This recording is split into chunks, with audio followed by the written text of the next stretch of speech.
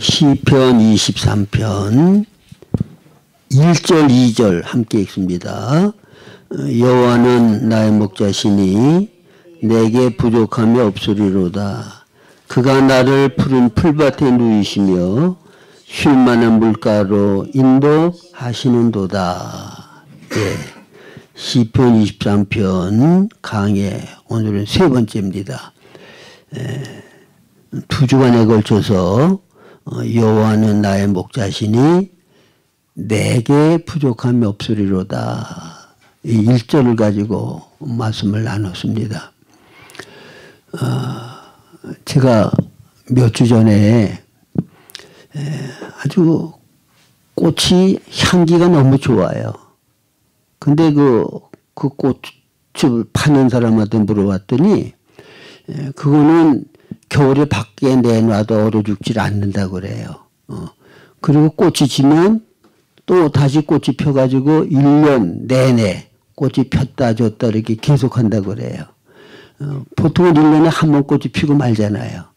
근데 이거는 꽃이 졌다가 또 얼마 있다가 또 다시 꽃이 피고 그걸 반복한다고 그러더라고요. 그래서 너무 향기도 좋고 마음에 들어서 보통보다는 조금 좀 비싼 값인데도 그걸 샀어요. 그래가지고 조그만 화분에 있는 거를 갖다가 좀 마음껏 뿌리를 뽑고 잘 자라라고 큰 화분에다가 또 좋은 흙가리를 해가지고 갖다 놨어요. 근데 이유를 모르게 시들시들 하더니 잎이 떨어지고 죽기 시작하더라고요. 그래가지고 원인을 몰라서 물을 적게 줘서 그런가 해서 물을 많이 줘보기도 하고 이렇게 저렇게 해도 안 되더라고요. 그래 결국 죽었어요. 저기 화분 있잖아요. 근데 그걸 통해서 제가 뭘 깨달았는가 하면 그 꽃나무를 내가 정말 사랑했거든요. 귀하게 여겼고 그리고 어떻게든지 잘 살게 해보려고 큰 화분에다가 뿌리를 마음껏 뽑고 성장하라고 내가 해줄 수 있는 거 다 해줬다고. 근데 제가 뭘 몰랐는가 하면 그 화초가 건강하게 잘 자라려고 그러면 그 화초는 어떤 성분을 가지고 있기 때문에 어떻게 해줘야 된다고 하는 걸 구체적으로 모른 거예요. 그 화초에 대한 지식이 부족했던 거예요. 이게 결국은 화초를 내 나름대로는 열심히 위했는데 결국은 화초를 괴롭히다가 죽게 만드는 결과를 가져왔다는 거죠. 근데 이런 무지는 부모가 자식을 사랑하는 때에도 적용이 돼요. 자기가 낳은 자식이니까 그 자식을 얼마나 사랑하고 잘 되기를 얼마나 바랄 거예요. 그런데 내 주관적인 욕심과 자식을 위한다고 하는 주관적인 판단하에 사실은 자식을 망하게 하는 사람 너무 많아요. 자식들을 불행하게 살게 하는 사람들이 너무 많다고. 하나님께서 창조하신 사람들은 사람마다 특별한 재능이 있고 개성이 있고 특별히 할 수 있는 능력이 있고 다양하잖아요.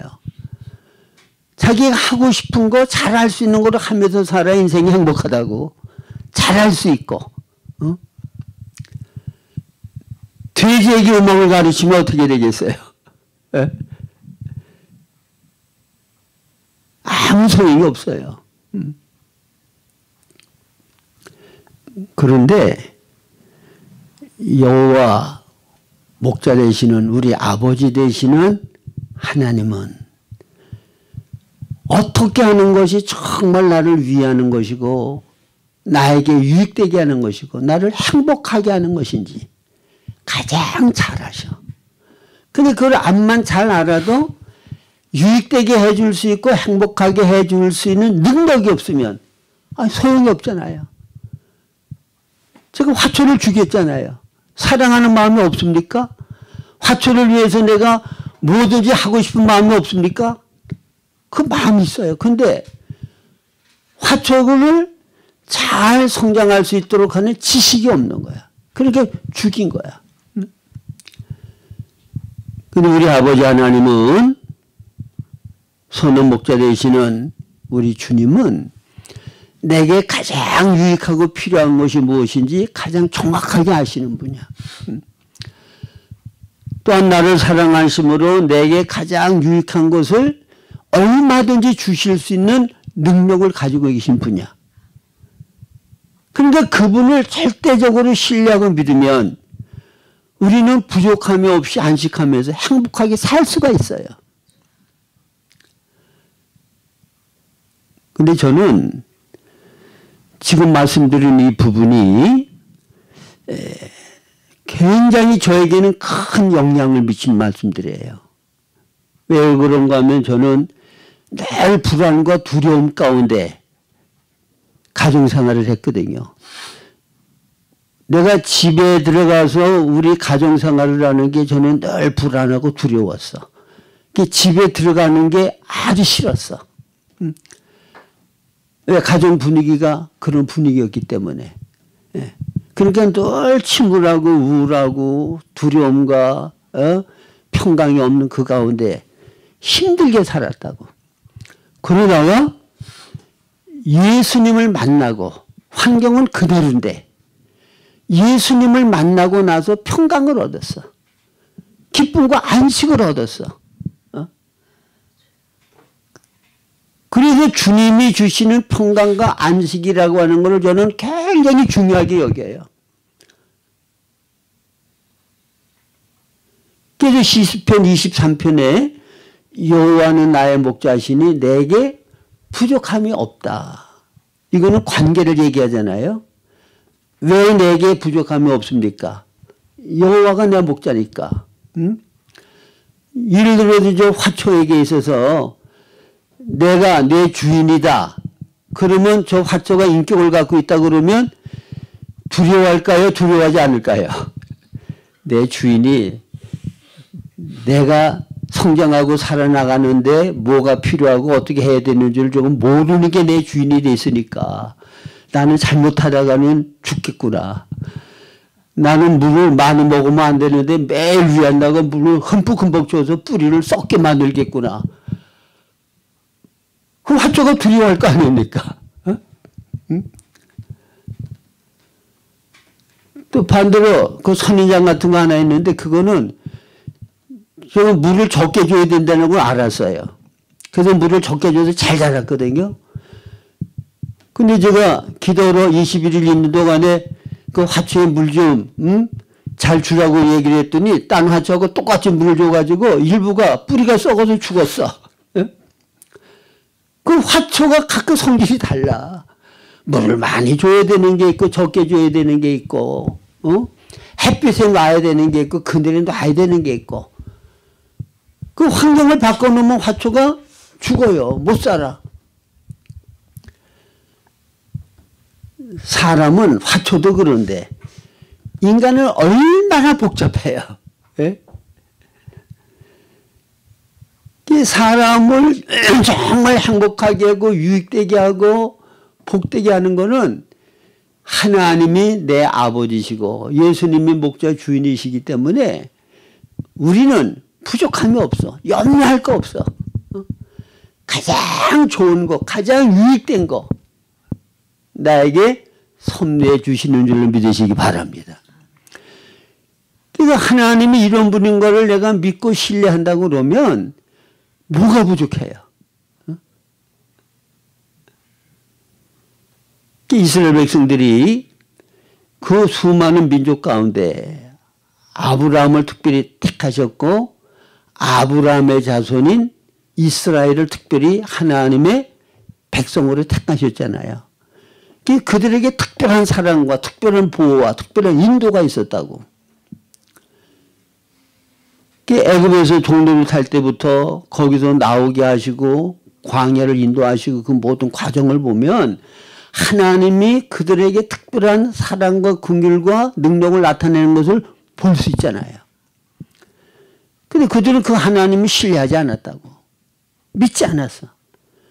그래서 애굽에서 나온 사람 가운데 그 하나님을 전적으로 신뢰하고 믿은 여호수아와 갈렙 외에 불신한 모든 사람들은 광야에서 다 죽었어.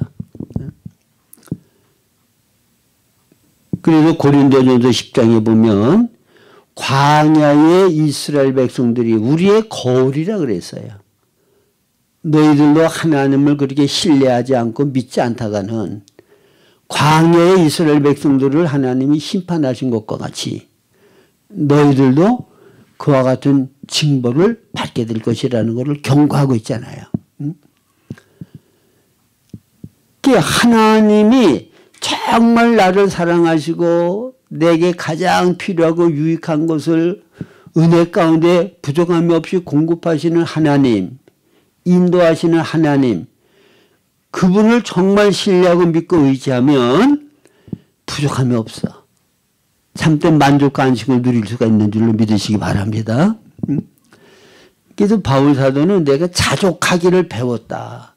궁핍에 처할 줄도 알고 부요에 처할 줄도 알고 환난과 핍박을 당하든 남들이 나를 높여주고 칭송하고 알아주던 모든 환경 가운데서 늘 만족하고 기뻐하고 행복할 수 있는 비결을 배웠다. 그게 능력 주시는 자 안에서 내가 모든 것을 할 수 있다는 거예요.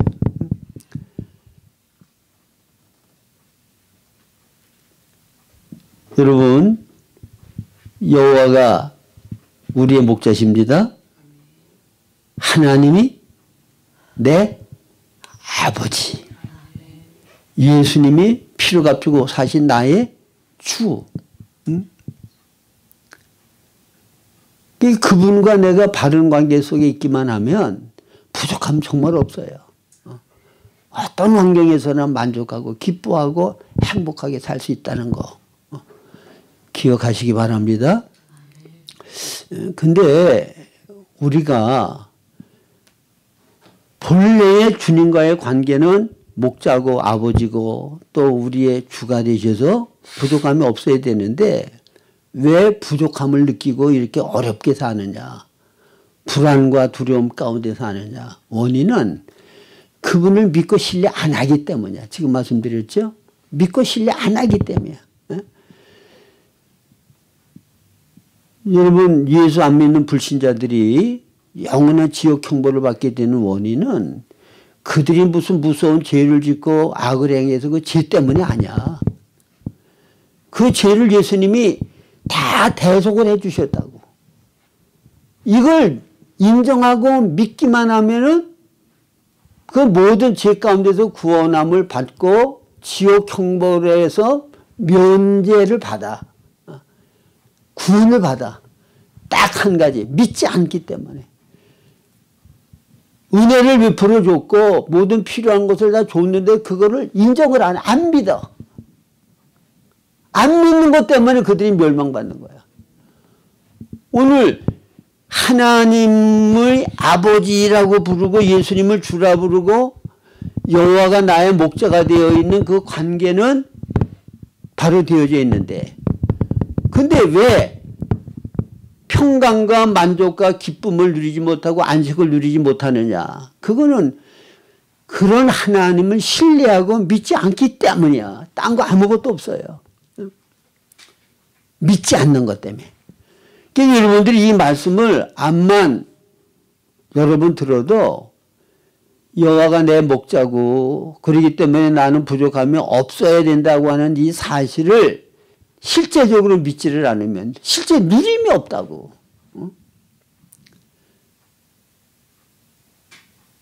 하나님이 정말 여러분들을 사랑하는 게 믿어집니까? 나를 사랑하기 때문에 내게 가장 유익하고 좋은 것만 주신다고 하는 게 믿어지십니까? 응? 내 나름대로 하나님을 위한다고 이렇게 하는 것이 내게는 가장 복된 일이라고 나 스스로가 생각을 했는데 그런데 나중에 보니까 그게 나 스스로가 내가 망할 짓을 하고 다니는 거였더라고.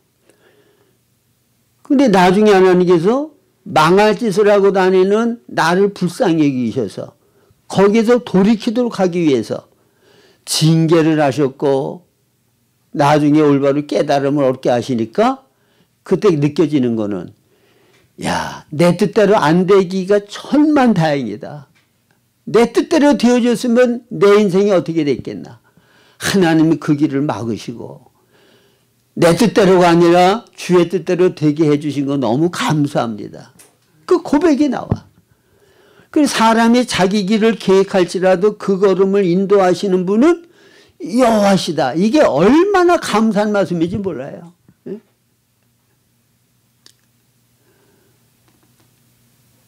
내 계획대로 됐다 그러면 오늘 제가 목회를 하면서 말씀을 전하고 이렇게 행복한 삶 못 살아 벌써 제 인생은 비참하게 끝났을 거야.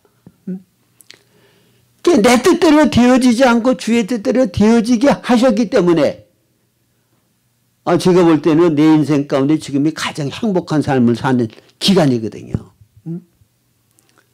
이게 하나님의 뜻대로 되어졌기 때문에 그래. 그 다음에 사람이 참된 만족을 얻지 못하는 게 뭔가 하면 욕심 때문에. 욕심 때문에 참된 만족을 얻지 못해요. 안식을 못 누려. 세상에 루시퍼보다 천사장, 모든 영적인 존재 가운데 가장 지혜롭고 아름답고 뛰어난 존재잖아요. 더 이상이 없어. 근데 욕심 때문에 하나님과 같이 되겠다고 하나님과 동등한 위치로 올라가겠다고 하다가 타락했잖아. 가장 천한 밑바닥으로 떨어졌잖아.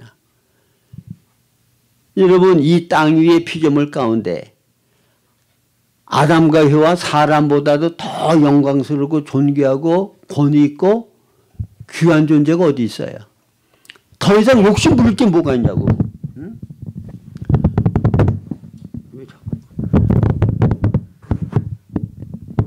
더 이상 욕심 부릴 게 없는데 욕심 부리다가 타락하고 말았잖아요. 그러니까 하나님이 암만 영광스럽고 존귀한 자리에 세워주고 좋은 걸 주셔도 욕심이 있으면 그것으로 만족하지가 않아. 그러니까 행복이 없는 거예요. 바울 사도는 자족하기를 배웠다. 어떤 환경에서든 자기는 만족해. 왜? 하나님이 내 아버지시니까. 예수님이 나의 주인이시니까. 그분을 의지하고 맡기고 그분의 인도대로 따라가기만 하면 그러면 부족함이 없어. 이게 주님과 바른 관계 가운데서 하는 신앙생활이라고 말입니다.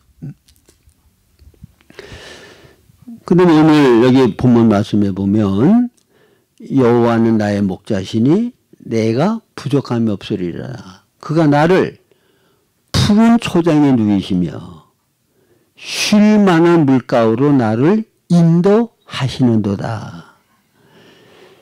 자, 푸른 초장에 누이신다고 하는 것은 양에게 있어서 가장 필요한 것을 풍족하게 공급하셔. 자, 양이 배고프면 푸른 초장에 편안히 누울 수 있을까요? 먹을 것 찾아 헤매고 다닐 거 아니야. 푸른 초장에서 필요한 모든 것을 만족하게 다 뜯어 먹었으니까 이제는 편안히 쉬는 거야.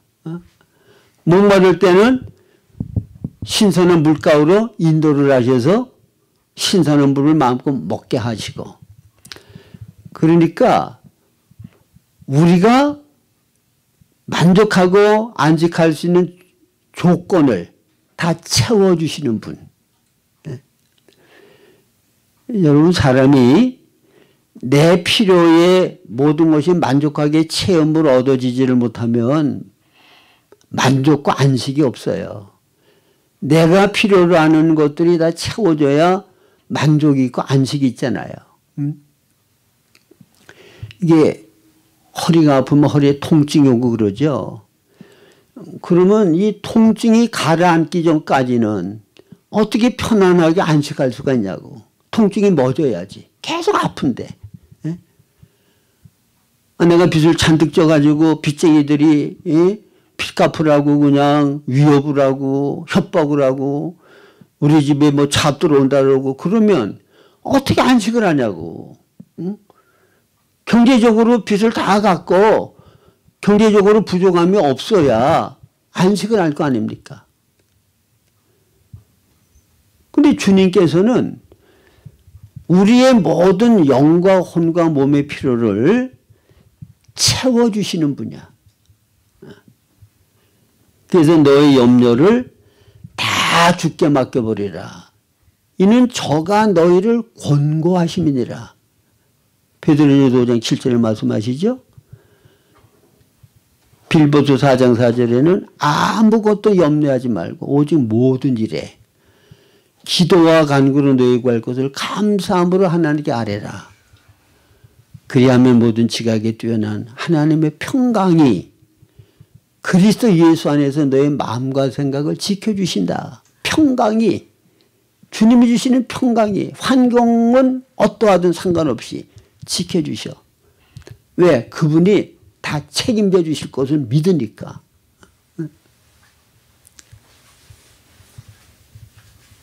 근데 이거는 여러분들이 하나님과 친밀한 관계 가운데 하나님의 사랑 가운데 거할 때 경험되는 거지. 누가복음 15장의 탕자와 같이 아버지의 수라를 멀리 떠나서 아버지 사랑 가운데 거하지 아니하면 경험이 안 돼. 그럴 수밖에 없잖아요. 아버지하고 한 집에서 살아야 아버지의 사랑을 경험하지. 아버지를 떠났는데 어떻게 아버지의 사랑을 경험합니까? 그래서 성경에는 너희는 내 사랑 안에 거하라고 말씀하시는 게 그래야 하나님이 우리에게 주시는 모든 혜택을 우리가 누릴 수가 있어요. 하나님을 가까이 하고 친밀하면 친밀할수록 하나님의 사랑과 은혜와 긍휼과 하나님의 어떠함을 더 깊이 경험하고 누리게 되는 거예요. 저도 하나님 앞에 기도하지 않고 세상적이고 육적으로 내 마음대로 살 때에는 하나님의 이런 구체적인 사랑과 긍휼과 은혜를 또 하나님이 주시는 평강과 기쁨 이런 거 누리지 못했어요.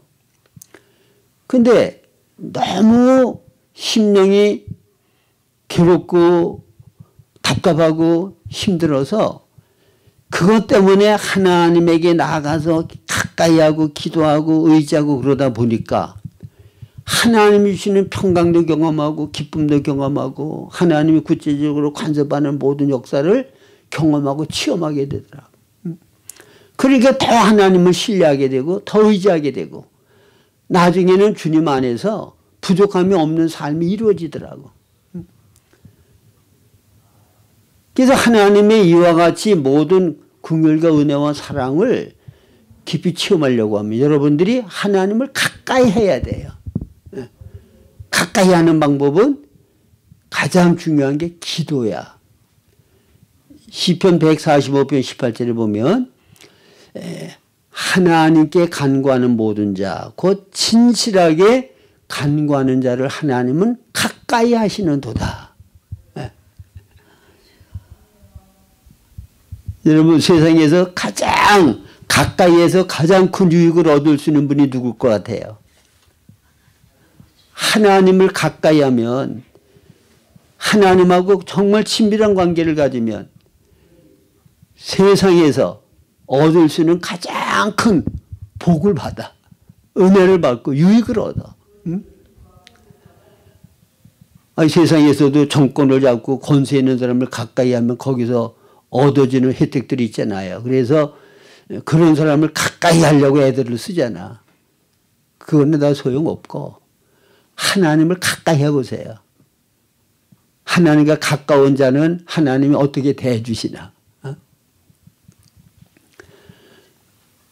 하나님과 친구같이 가까이 지냈던 아브라함 어떻게 살았어요? 얼마나 복을 받고 복의 근원이 되어서 아브라함을 복을 비는 사람은 하나님이 복을 주고 아브라함을 저주하는 자는 하나님이 저주할 정도로 그렇게 아브라함을 귀하게 여기셨다고. 그래서 하나님을 가까이 해야 돼요. 그래야 그분 안에서 평강과 안식과 부족함이 없는 만족을 누릴 수가 있게 돼요. 그래서 수고하고 무거운 짐진 자들아 다 뭐라고 그래요? 내게로 오라. 내게로 오라는 얘기는 나를 가까이 하라는 얘기죠. 이렇게 가까이 가야 돼요. 그래야 쉬게 해주신다고. 하나님의 사랑의 범위 안에서 살아야 돼. 탕자와 같이 아버지 집을 떠나고 아버지를 멀리하면 결국은 망하고 마는 거야. 이 양이 목자의 사랑 안에 머물러 있어야 편히 쉬고 목마를 때 맑은 시냇물을 먹을 수가 있지. 양무리를 떠나 목자를 떠나서 제멋대로 행하면 결국은 이리에게 먹히든가 비참하게 죽임을 당할 수밖에 없게 된다 그 말입니다. 하나님을 가까이 하시기를 바랍니다. 가까이 하기 위하여 기도하고 하나님 우리에게 주신 말씀 가까이 하시기를 바랍니다. 말씀과 기도를 통하여 우리는 하나님을 얼마든지 가까이 할 수 있는 길을 열어주신 거예요. 하나님의 말씀을 멀리하고 기도를 안 하면 하나님과 점점 멀어지고 세상과 가까워지고 육신 하나님과 원수되는 것과 가까워지면 결국은 우리는 불행하게 되고 비참하게 된다고 하는 것을 기억하시기 바랍니다. 그러면 하나님께서 우리의 모든 필요에 만족이 되도록 푸른 초장에 누이시고 쉴만한 물가로 우리를 인도하시는데 그러면 이걸 어떻게 하시는가 하면 여러분들이 두 가지를 잘 알아야 돼요. 하나님이 주신 은혜는 객관적인 은혜가 있고 주관적인 은혜가 있고 외적인 은혜가 있고 내적인 은혜가 있고 이게 양면이 있어요. 그러면 외적인 은혜와 내적인 은혜를 먼저 말씀을 드리면 외적인 은혜는 우리가 육신을 갖고 있죠. 육신에 필요한 모든 것들이 외적인 은혜야. 이거는 불신자들도 믿는 자들도 똑같이 하나님께서 외적인 은혜를 베풀어 주셔. 하나님께서 창조하신 모든 생명체들에게는 똑같이 외적인 은혜를 하나님이 주셔요. 왜? 하나님이 창조하신 거기 때문에 그 생명이 생존하는 데 필요한 것들을 하나님이 부족함이 없도록 공급하신다고 말해요. 그러니까 악인에게나 선인에게나 똑같이 비를 내려주시고 똑같이 햇빛을 비추게 해주시잖아. 외적인 은혜야. 그러니까 하나님은 우리 육신에 필요한 모든 필요를 다 하셔. 그래서 너희들이 무엇을 먹을까 무엇을 마실까 염려하지 말아라. 이건 이방인들이 구하는 거고 너희는 하나님의 나라와 의를 먼저 구하면 공중 나는 새들의 백합화도 먹이고 입히는데 하물며 너희들에게 먹을 거 입을 거 안 주겠냐. 그러니까 그건 염려하지 말고 하나님의 나라와 의를 먼저 구하라. 이거는 내적인 은혜를 먼저 구하라는 거야. 그래서 외적인 은혜, 육신 생활에 필요한 것들은 내적인 은혜를 위하여 하나님께서 외적인 은혜를 주시는 거야. 아니, 우리가 육신이 건강하게 살아있어야 우리를 창조하신 영적인 근본적인 목적을 이 땅에서 이룰 수가 있잖아요. 그러면 내적인 은혜는 뭔가 하면 이거는 예수 믿고 구원받은 사람만이 받은 특별한 은혜야. 불신자에게는 없는 은혜야. 저는 요즘 기도할 때 그리스도 안에서 새로운 피조물 된 내가 어떤 존재인지를 내가 보는 내가 아니라 하나님이 보시는 대로 볼 수 있게 해달라고 자꾸 기도를 해요. 그리고 그걸 자꾸 묵상을 해. 이게 바로 내적인 은혜거든요. 그러면 저도 그렇고 거듭난 여러분들은 창세전에 그리스도 안에서 택함 받은 자들이야. 하나님의 사랑을 뭘 가지고 확인할 수 있느냐. 말라기서 1장 우리가 공부했잖아요. 이스라엘 백성들이 하나님을 우리를 사랑하시면 어디 있습니까? 우리가 이와 같이 고난을 당하고 고통을 당하고 어려움을 당하는데 사랑하면 우리를 이렇게 고통스럽고 어렵게 살도록 하나님이 버려두시겠습니까? 그럴 때 하나님의 말씀은 야곱은 에서의 동생이 아니냐. 내가 야곱은 사랑했고 에서는 미워했다. 그 말은 무슨 말이에요? 택함 받은 것이 하나님의 사랑의 증거라는 거야. 내가 너희들을 택한 게 내가 너희를 사랑하는 증거라는 거야. 이스라엘 백성들을 택하셨기 때문에 엄중하게 다루셨고 하나님이 원하는 목적대로 이스라엘 민족이 되도록 하기 위해서 하나님께서는 그들을 특별한 사랑과 인도를 하셨다고 말해요. 우리도 똑같아요. 그래서 우리를 창세전에 택하셨고 그 다음에 우리로 사랑 안에서 거룩하고 흠이 없게 하시려고 기쁘신 뜻대로 예정하셨어. 그 택하셨고 우리를 예정하신 건 이제 우리를 뭐 만들겠다는 거야. 예수님과 같은 거룩하고 흠이 없는 하나님의 성품을 이 땅에 온전히 드러내고 영광을 나타낼 수 있는 그런 거룩한 하나님의 사람을 만드시겠다는 거야. 그 목적으로 우리를 예정하셨어. 여러분 이것보다도 더 영광스럽고 큰 거 없어요. 하나님 나라를 누릴 수 있는 실력은 바로 거룩하고 흠이 없는 예수님과 같은 하나님의 아들들이 되는 거예요. 예? 여러분 여기 피아노가 있죠? 이거 똑같이 우리 교회 소유야. 저 얼마든지 시간 날 때 피아노를 칠 수가 있어. 근데 이 피아노를 저는 하나도 못 누려. 칠 줄 몰라. 근데 우리 김현희 자매님은 피아노를 통해서 아름다운 음료를 만들어내면서 그걸 즐기고 누리잖아. 여러분 하나님의 나라는 하나님의 성품으로 채워진 나라야. 사랑의 나라이기 때문에 하나님의 사랑을 누리려고 그러면 하나님과 같은 사랑이 많은 사람이 사랑의 나라에서 사랑을 많이 누리고 사랑을 많이 베풀고 영광스러워질 수 있는 거야. 그러니까 그리스도와 같은 형상으로 내가 변화된다고 하는 거는 그거는 이 세상에서도 하나님의 영광을 나타낼 뿐만이 아니라 하나님의 나라가 완성됐을 때 천국을 누리는 실력이야. 천국에서의 영광이야. 그걸 이 땅에서 주님은 만들어 주시려는 거야. 임시적인 세상에서 영원한 것, 영원한 영광을 만들어 주시겠다고 하는 게 우리를 사랑하신 사랑의 역사하고 섭리란 말이에요.